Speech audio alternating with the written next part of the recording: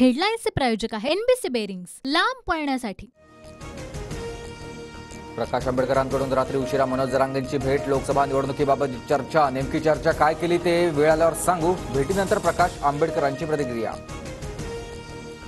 अमरावतीत नवनीत राणा उमेदवार राहिल्यास बंड करावा लागेल, मुख्यमंत्री शिंदेंच्या भेटीत बच्चू कडूंचा नाराजीचा सूर। अमरावतीतून नवनीत राणा संभाव्य उमेदवार। अमोल कोल्हेंविरोधात घड्याळाच्या चिन्हावर आढळराव शिरूरमधून लढणार, अजितदादांकडून उमेदवारीची घोषणा। शिवाजीराव आढळराव पाटलांचा अजित पवार गटात प्रवेश।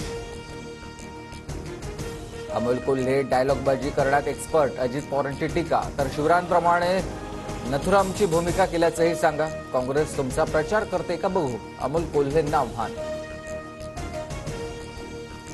माझ्या विरोधात अजित पवारांना उमेदवार आयात करावा लागतो, हा शरद पवारांच्या विचारांचा विजय। आढळराव पाटलांच्या पक्षप्रवेशावरून कोल्हेंचा अजितदादांवर पलटवार।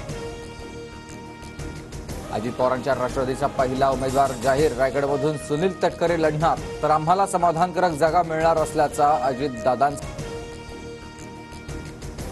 बारामतीच्या जागेबाबत काही काळ सस्पेन्स ठेवतो, मात्र तुमच्या मनातीलच नाव समोर येईल, सुनेत्रा पवारांच्या उमेदवारीबाबत अजित पवारांचं विधान। सुनेत्रा पवारांनी शरद पवार गटाला डिवचलं, श्रीकृष्णाच्या विरोधात सारी भावकी होती पण जिंकला तो कृष्णच, सुनेत्रा पवारांची फेसबुक पोस्ट चर्चेत। शिंदेंच्या शिवसेनेकडून विजय शिवतारेंना कारणे दाखवा नोटीस, पक्षविरोधी कारवाई केल्यामुळे शिस्तपालन समितीनं बजावली नोटीस। मग भिवंडी, जालना आणि सांगलीच्या जागेचा पेच सुटला, भिवंडीतून शरद पवार गट, जालन्यातून काँग्रेस, तर सांगलीची जागा ठाकरे गट लढवणार।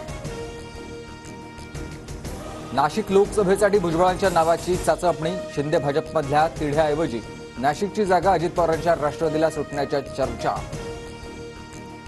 संजय राऊतांविरोधात भाजपचे निवडणूक आयोगात तक्रार, पंतप्रधान नरेंद्र मोदींचा औरंगजेब उल्लेख केल्याचा आरोप, राऊतांनी निवडणुकीच्या आचारसंहिता भंग केल्यानं तक्रार दाखल।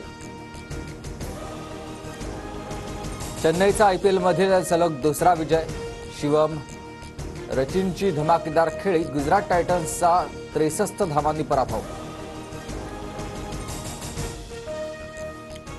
हेडलाईन्सचे प्रायोजक आहे एनबीसी बेरिंग्स, लांब पळण्यासाठी।